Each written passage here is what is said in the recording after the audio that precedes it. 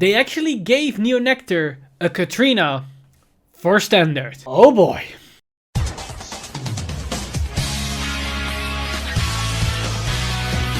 Stand up, Vanguard!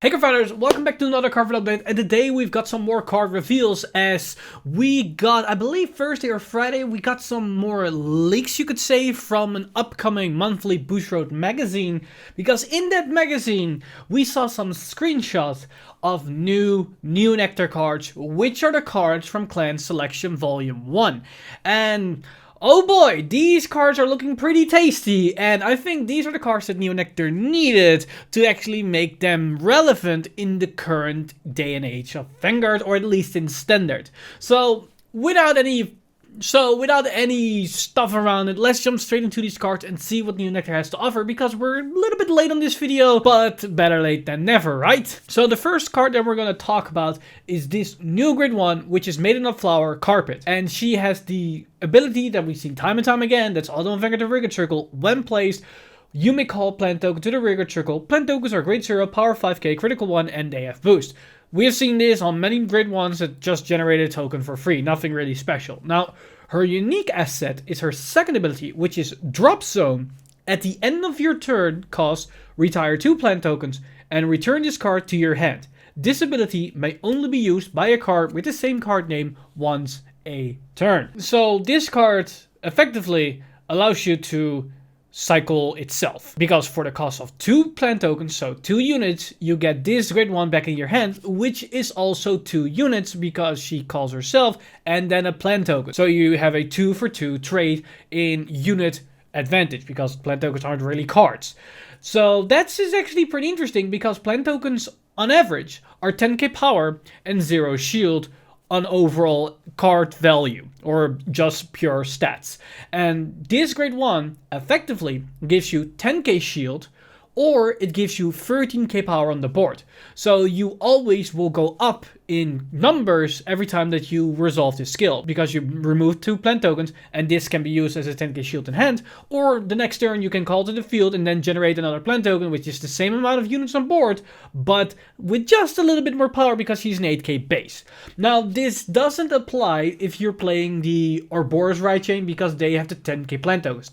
That basically means that you're effectively trading in 20k power and 20k shield on the board for 10k shield in hand and 13k power on the board. That isn't really a good trade, unless you're up against a control clan. Then actually having the 10k shield in hand might be actually better. And that's the second part that makes this card interesting, is that it's a nice counterplay against control decks, because if you know that they're gonna wipe your board anyways, might as well get some actual value out of those plant tokens while you can. So this way you can at least use this skill at the end of your turn, thus you're not sacrificing power potential or attacks, and it's a nice way to mitigate losses or actually generate more value over time, because you can call down your units, get some aggressive value out of them, and then at the end of the turn, you can bounce this card back to your hand, and you basically have more shield or more cards that can be used for other skills. So this is a really nice way for Nectar to have value over time, even if you could not access this unit in the early game, because it's just a generic card that activates from the drop zone.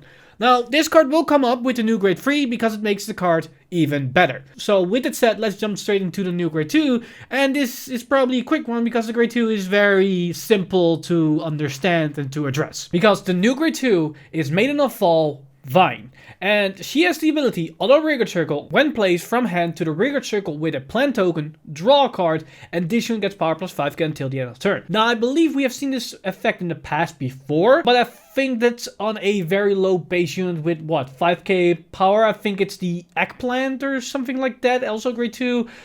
You've probably seen it on the screen if I'm remembering correctly, but what this card basically allows you to do is turn your plant tokens in raw card advantage. Now that's actually pretty nice, because overall in stat value, you're actually not losing anything on the board, because the 5k power of the plant token is transferred to this Grade 2.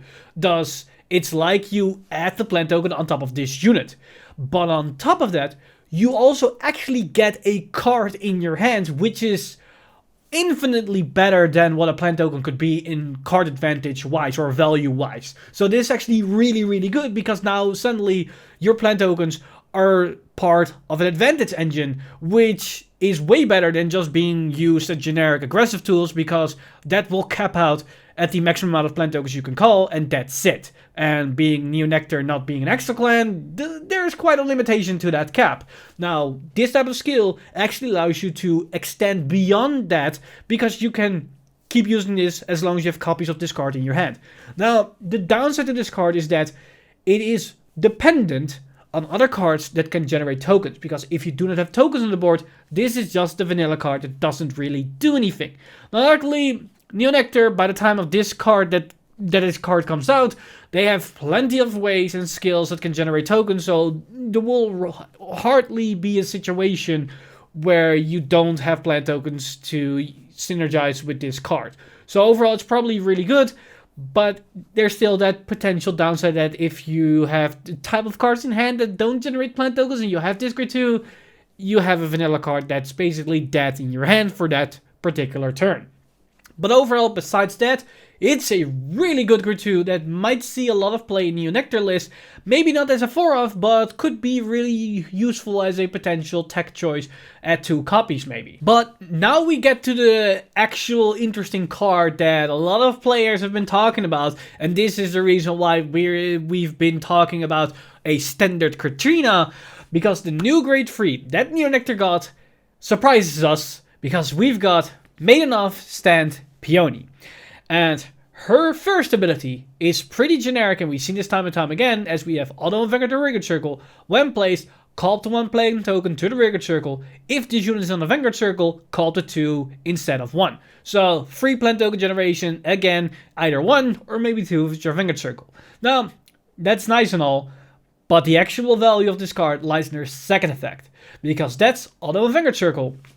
When it attacks, cost counter +1 and retire 4 rear guards. Call 4 plant tokens to the rear guard circle, and if your opponent's Vanguard is grade 3 or greater, all of your token units and this unit get power +10k until the end of turn. So we can create an entire board of plant tokens while also multi-attacking. This is basically a backwards Katrina, because Katrina calls the plant tokens in the main phase, then attacks with it, and they gain power just like this card. And then afterwards, you can call any card from the deck on top of those tokens to multi-attack. So instead of the tokens enabling the multi-attack into something else mid-battle, it's actually the units that are transferred into tokens that then are doing the multi-attacking themselves, which is actually pretty interesting. So it is a backwards Katrina. But what's really good about this card is that it retires any type of card. So you can just call vanilla cards to the field or just normal units, and they can still be used for this cost. So you don't have to rely on an entire board of tokens.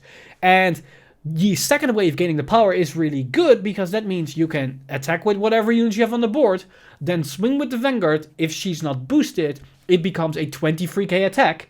And then on the side columns, you will either have 10k columns, because your 10 plant tokens are just 5k, but if you get the power, they are then transformed into 2 30k attacks. And you have Force 1 or Force 2 that can be applied anywhere on the board where you want to, and then you can increase those numbers even further. So you will always have 5 attacks pretty easily available to you in Nectar, because generating 4 units can be done with maybe 1 or 2 cards. Because most cards in Nectar can generate a plant token when it's called to the field, thus 1 card substitutes as 2 units. And then, of course, when she is ridden onto the Vanguard circle, you create 2 plant tokens. So you can ride her, call a plant token generator, and you actually already are done there, and you can multi-attack for 5 attacks that turn for 1 counterblast, which is really good.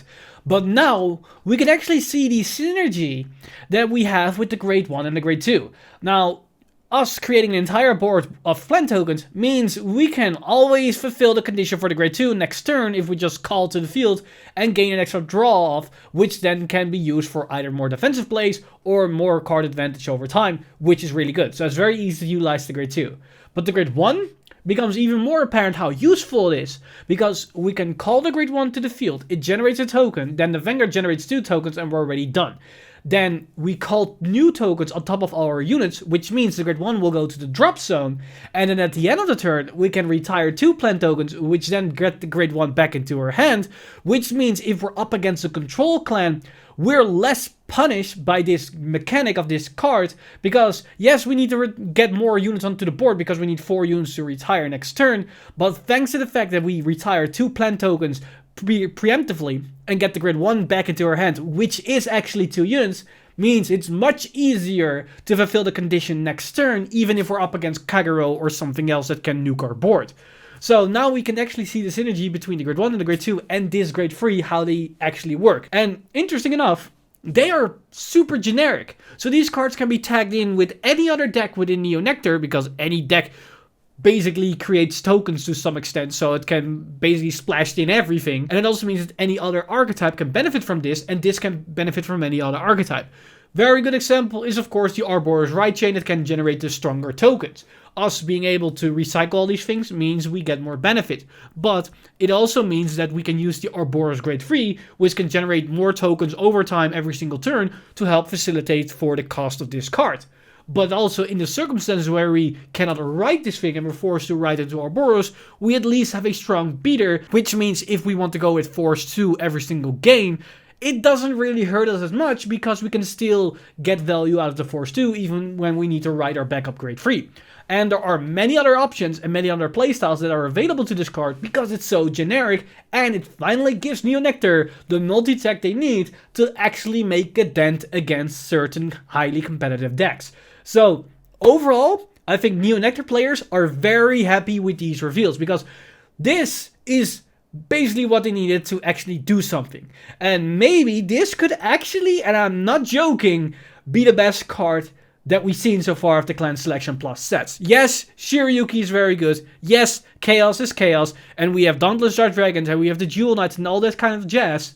But if we go from where the clan is before these 2 sets and where they might end up at the end of these 2 sets, I think Neo Nectar is going to make the biggest jump.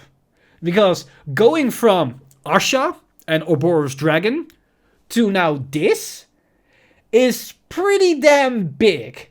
So yeah, I think any Neo Nectar main out there is probably very, very happy with these reveals. And I'm very curious of what the other decks are going to bring, because tomorrow we're going to get Gastille. And we're also going to get the Tachikaze card this week. And those are also clans that are pretty underwhelming or underperforming. At least maybe not Dark Regulars with Shaharat, but Tachikaze definitely, because they needed Anger Blader back to actually do something. So I'm very curious if we might see as big as a jump spike as we've seen with Neo Nectar, but then for those clans. So I'm very curious for what the rest of the reveals are going to be. But with that said, let me know in the comment section down below what you guys think of these new cards for Neo Nectar. Do you think that Neo Nectar got some pretty spicy stuff and there might actually be a very good competitive deck or viable deck to pilot and to theory craft around? Let me know all your thoughts in the comment section down below. As always, this video has been brought to you by lovely patrons over at patreon.com/Vanguard Insider. You guys are amazing. If you do want to support the channel or everything that's happening on the channel, you can simply go to patreon.com/Vanguard Insider and become a patron today. But with that said, I'm Mr. Time Leap, and I see you guys in the next one.